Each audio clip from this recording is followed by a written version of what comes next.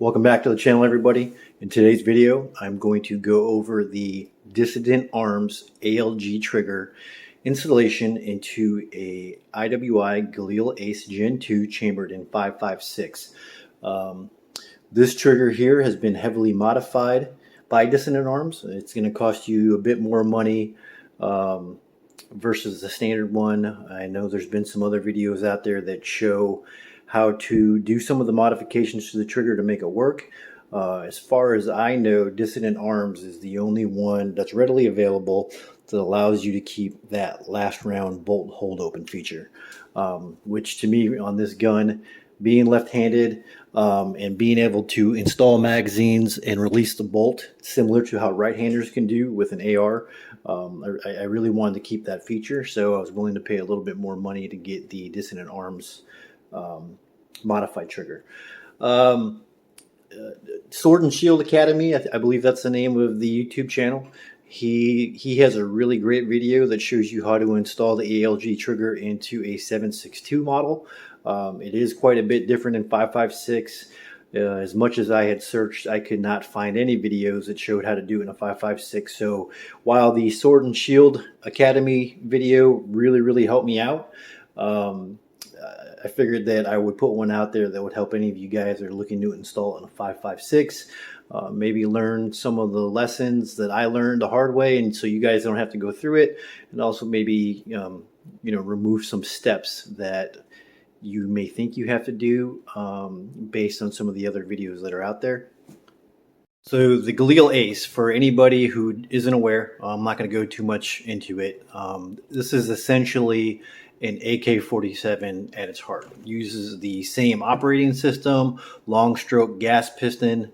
You'll see the charging handle has been moved to the other side of the weapon for the Galil ACE.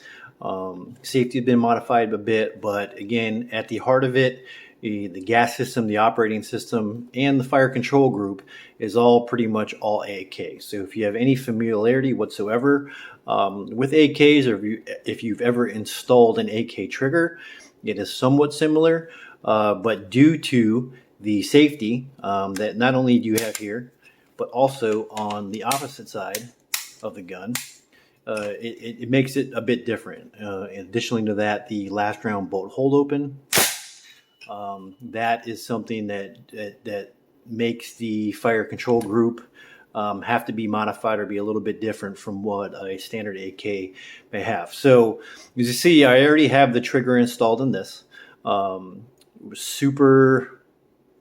was a very long and tedious process for me. And again, like I stated, this video will help hopefully reduce some of that time. The trigger that comes stock in the Galil, it is not horrible. If I remember correctly, it had about a 5.5 to 6 pound pull. It wasn't horrible. Me being primarily an AR guy and switching a lot of my triggers over to Geisley's SSAE, and I have a SSP in 2 of my ARs. Awesome trigger.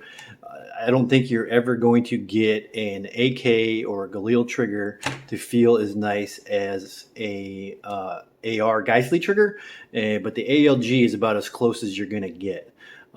Just due to the design of the AK trigger, you get a bit of that spongy feeliness as the trigger starts moving through its action. It's a little bit mushy, not so much of a defined wall as you will feel on an AR, but the ALG is definitely an awesome upgrade. I have installed it in an Arsenal SLR 106 that I had previously owned. I bought one of the PSA modified ones for my AKV, and I just really wanted to stay consistent across what I've been used to, along with already having one of my AKV. I just have turned into a little bit of a trigger snob, and I really appreciate a nice trigger. So again, there's a bit of mush that you have to work through. Very positive reset. Wasn't horrible with the OEM one. but to me, it was definitely worth the money. Really like it a lot. Definitely reduced the trigger pull down quite a bit. I think if I remember correctly, it's down to about 3.5 pounds. I do have a mechanical trigger gauge. It's about 4 pounds. I know that ALG advertises it being anywhere between 3 1/4 and 3 3/4, I believe. You can make it heavier, you can make it lighter by bending the hammer hooks. It's possible that when I was going through and having to take the fire control group in and out to fit the safety, the roll pin that activates the safety, that I may have bent it a little bit and made it a little bit heavier. But having a slightly under 4 pound trigger pull for a battle type rifle, I'm perfectly good with that. So again, I've already installed this one. I'm gonna break the rifle back down, and I'll pull all the components out as if it was the factory trigger, and I'll show you guys how to run through it for the 5.56 model in the Dissident Arms ALG. All right, first things first, whenever you are working on any weapon whatsoever, you always want to make sure that it is empty and there's nothing chambered. In the beginning of the video, you can tell that I had the magazine out of it, the bolt was locked open. This gun has been cleared. Don't have any ammunition around you as you're working. So first things first, when you start with the Galil ACE, is you want to remove this top cover. Now, the Galil ACE that has this railed top cover that has a repeatable 0, because there is a dovetail on the very front.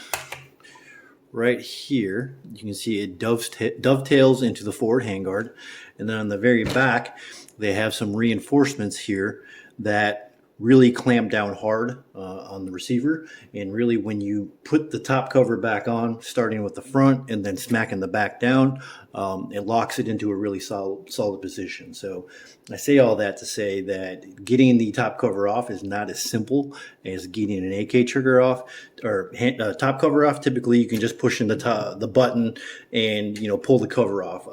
It's a little bit of a struggle on the Galil. So typically what I'll do is I will take a flathead, pick up one of these grooves, push it down, give me a little bit of help there so I'm not having to hold the button in, and then you'll just simply start working it off. It takes a little bit of an effort, but it does come off. Next step is go ahead and release the recoil spring guide, which is a little bit tight because of this rubber pad. You see here's a little dust cover that is added just to keep some dust out from and debris from getting in. That slips back on. I will typically turn this to the side to allow me a more straighter pull so I'm not bending the guide rod. I'm sorry, recoil spring rod. From there, you are able to pull the bolt out. The bolt pulls out. You may notice on this one also that I do have the Kns Adjustable Piston. These things are really great because typically AK pattern rifles are severely overgassed. They vary from gun to gun, from make to make. I did notice that when I took this out for the first time, it does have quite a bit more recoil than what you would expect, considering that it shoots 5.56. A lot of that is due to the nature of the beast of the long stroke gas piston and the charging handle and the bolt reciprocating back and forth. But being that with the knowledge that most AK type rifles are overgassed, I went ahead and purchased the Kns piston. I had seen another video where they had the install of the Kns piston, and the guy showed a side profile shot with a high-speed camera before he installed the gas piston and afterwards. And beforehand, you could really see the gas piston. Lock this back in.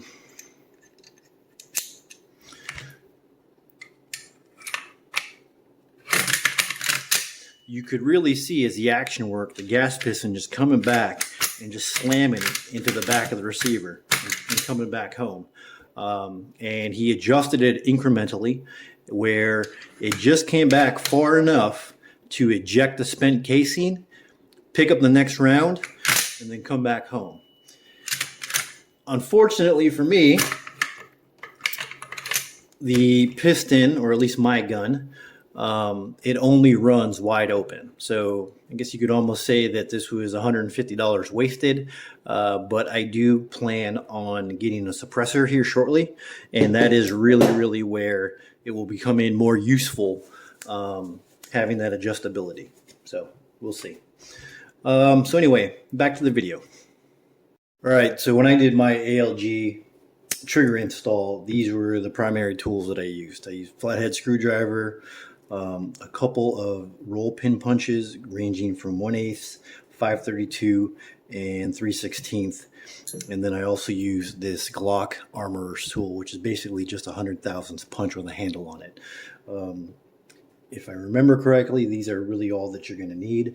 I chose to use the roll pin punches versus regular punches due to the fact that they have a rounded edge on them, and as I was pushing the pins in and out, a sharp edge of a standard punch would be less likely to mar up the surface of the pins. That was my logic anyway. So first things first. So the Sword and Shield Academy video, on their 7.62 model, they showed that you had to remove the plastic lower. You don't have to do that on the 5.56 model. You can leave that on. There is a screw that attaches here. Let's see if I can get the camera to pick it up. There's a screw that attaches here, and then another one under the handguard. So with the 5.56, due to the last round bolt hold open feature, there's some roll pins in here. And there may be some other things that keep it attached on, so you don't have to remove that. You don't have to remove the forward screw.